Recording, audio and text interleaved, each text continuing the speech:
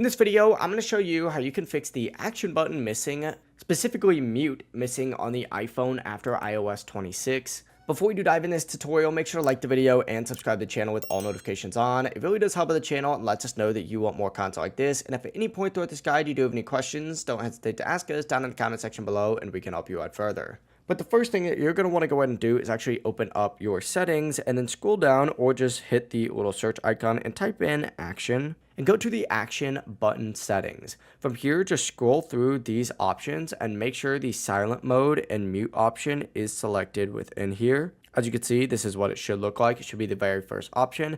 And from here, go ahead and back out. Now, if mute still isn't showing up when you press that volume button, go ahead and do a quick reset on your phone by quickly pressing up the volume up button, then the down button, and then holding the side button until the screen goes black and that Apple logo does appear. After that Apple logo does appear, go ahead and release it. This is going to refresh the software and often does fix glitches.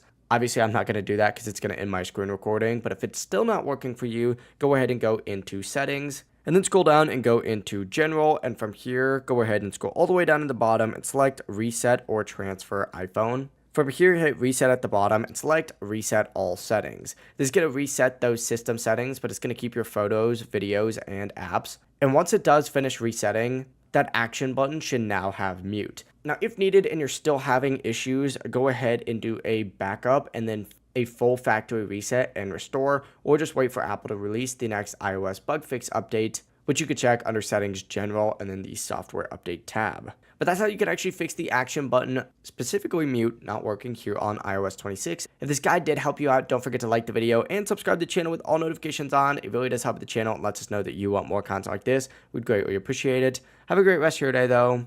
Peace.